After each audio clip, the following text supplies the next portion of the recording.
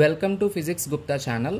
Today EAMCET point of view మనం మ్యాగ్నెటిజంకి సంబంధించి కొన్ని ప్రాబ్లమ్ సాల్వింగ్ అయితే చూసేద్దాం in a simple manner. So without wasting our time let us start problem solving based on magnetism. Okay right.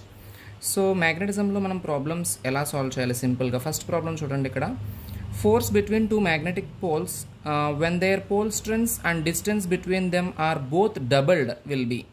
అంటే రెండు magnetic poles మధ్యలో force ఎలా ఉంటుంది, ఎప్పుడు, ఏ కండిషన్లో అంట, వాటి యొక్క pole strengths and distance between them are doubled, రెండు డబుల్ అయినప్పుడు. ఓకేనా. So first of all data తీసుకుందాం. And before taking that data we know that నా formula for force between two magnetic poles is about F is equal to mu naught by 4 pi into m1 m2 divided by t square. Here m1 and m2 means pole strengths and as well as d means distance between two poles. So in our present problem what we are given, pole strengths and even distance are doubled. That means instead of m1 we'll substitute 2m1, instead of m2 we'll substitute 2m2. Clear?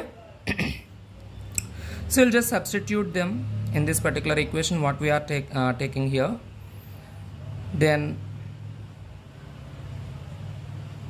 mu naught divided by 4 pi into 2m1 into 2m2 divided by, yes, d square. Instead of d we have to take 2d na, because double, that also double.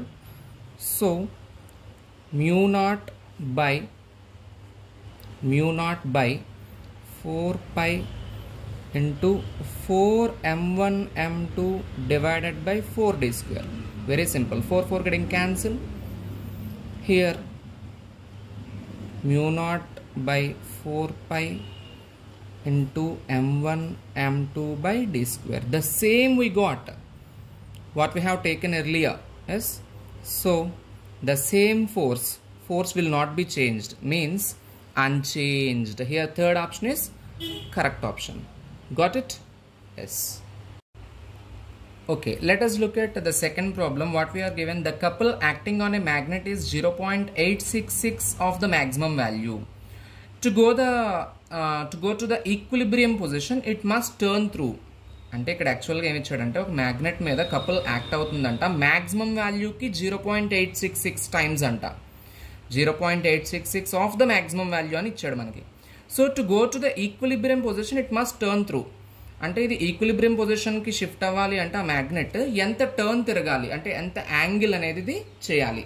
That is the required problem actual, అంటే required thing which we have to find out here. So for that purpose we know that actually tau is equal to mb sin theta. And in our present problem what we are given 0.866 of the maximum value here. Yes. So ఇక్కడ నుంచి maximum value రావాలి అంటే యాక్చువల్గా ఏంటంటే sin theta అనేది 1 అయిపోయినప్పుడు maximum value will become like mb. Yes, mb అనేది ఇక్కడ maximum value అవుతుంది. కాబట్టి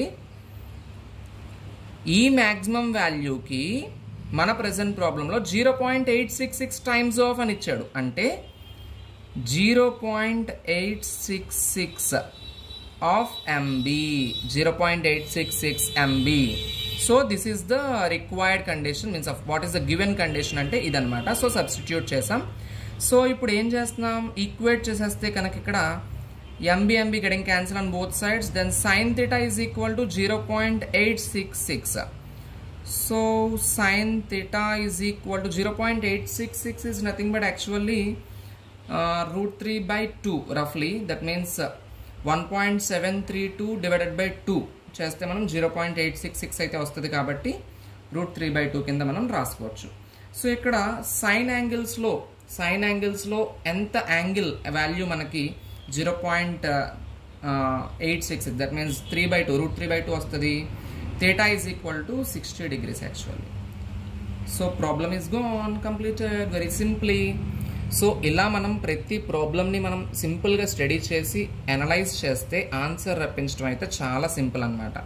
సో ఇక్కడ ఆన్సర్ అయితే theta is equal to 60 degrees. Second option is correct. Got it right? అంటే అంత యాంగిల్ టర్న్ అవ్వాలి ఖచ్చితంగా.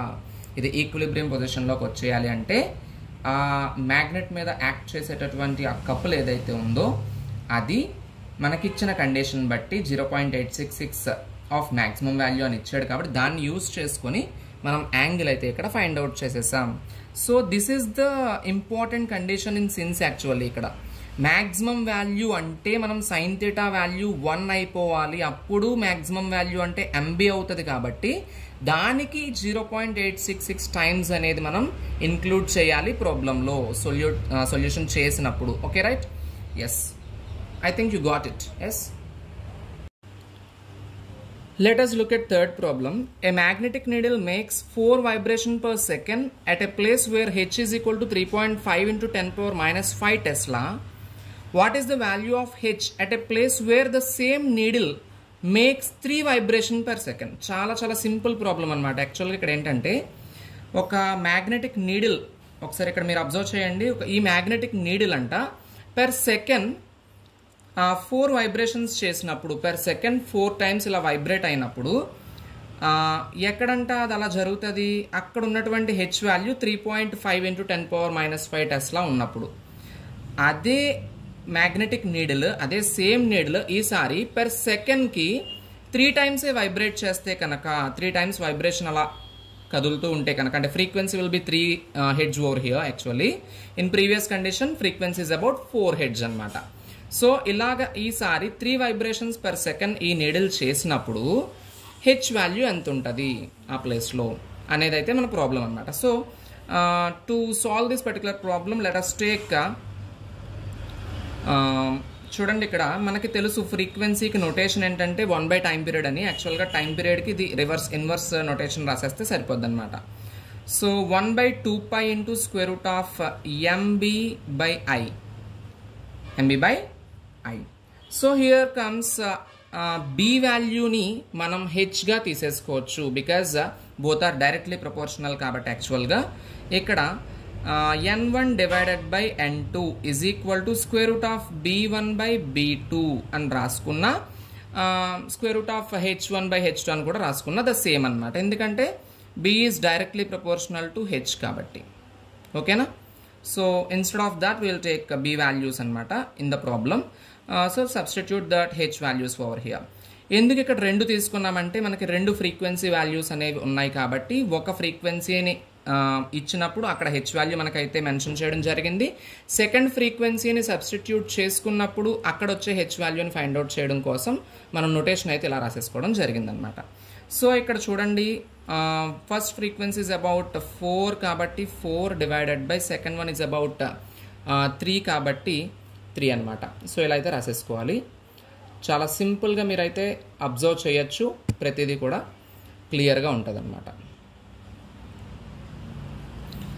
సో ఈక్వేట్ చేసేసుకుందాం and B1 value, that means ఇక్కడ హెచ్ స్టార్టింగ్ వాల్యూ ఏమి ఇచ్చాడో అదైతే సబ్స్టిట్యూట్ చేసుకుందాం. 4/3 is equal to square root of 3.5 into 10 power minus 5 divided by second one which we have to find out na, keep x, anything you can substitute there, no problem.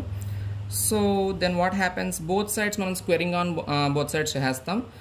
అప్పుడు ఇక్కడ route getting cancel అవుతుంది కాబట్టి 16/9 is equal to 3.5 into 10 power minus 5 divided by x అనమాట. Cross multiplication చేసేస్తే ఏమవుతుందో ఒకసారి చూసేద్దాం. Cross multiplication చేస్తాం, అక్కడ చూద్దాం ఏమవుతుందో. x is equal to 3.5 into 10 power minus 5 divided by, this term will be reversed na 9 and denominator lo 16, that's it. So దీన్ని సింప్లిఫై చేద్దాం. యాక్చువల్గా 9 3 is 27, కానీ ఇక్కడ 0.5 అనేది ఎడిషనల్గా ఉంది కాబట్టి 0.5 into 9 అంటే ఇంకొక 4.5 అనేది యాడ్ అవుతుంది. 27కి 4.5 యాడ్ అయితే 31.5 అనమాట. 31.5 into 10 power minus 5. ఇలాగ మనం సింపుల్గా క్యాలిక్యులేషన్స్ చేసేసుకోవాలి. మనకి తెలిసిన దాని నుంచి తెలియనిది ఈజీగా ఫైండ్ అవుట్ చేసుకుంటే మనకు ఫిజిక్స్ చాలా ఈజీ అయిపోద్ది అనమాట. Divided by 16. మనకి జనరల్గా తెలుసు 16 అంటే ఇక్కడ 32 ఉందనుకోండి, 2 టైమ్స్ గెటింగ్ క్యాన్సిల్ అవుతుంది. కానీ 31.5 ఉంది కాబట్టి 2 కన్నా చిన్నగా ఒక పాయింట్ వాల్యూస్ అయితే కనుక ఇక్కడ రెడ్యూస్ అయి వస్తుంది కాబట్టి ఆన్సర్ అయితే 1.98 into 10⁻⁻15 Tesla. Very simple. Because యాక్చువల్గా ఇక్కడ 32 ఉంటే కనుక 2 అని చెప్పి వేస్తాం, కానీ 32 లేదు కాబట్టి మన ఆప్షన్స్లో కూడా చూడండి 1.98 into 10⁻⁵. అంటే ఎగ్జామినేషన్ పాయింట్ ఆఫ్ వ్యూలో కొంతమంది స్టూడెంట్స్ ఎలా థింక్ చేస్తారంటే అయ్యి బాబాయ్ టైం లేదు, ఇలా పాయింట్ క్యాలిక్యులేషన్స్ చేయాలంటే టైం సరిపోదు, ఫిజిక్స్ చాలా కష్టమైపోతుందని. అస్సలు అవసరం లేదు. చాలా సింపుల్గా మనం ఎనాలజీని వాడితే కనుక ఈజీగా మనం స్కోర్ అయితే చేసేసుకోవచ్చు అన్నమాట. Got it? ఎస్. సో ఇక్కడ కరెక్ట్ ఆప్షన్ వచ్చేసరికి ఏంటంటే first option. Now let us look at next problem. What we are given in this problem, just read. Two magnets each of length 2L and magnetic moment capital M are placed at 120 degrees so that the unlike poles touch each other.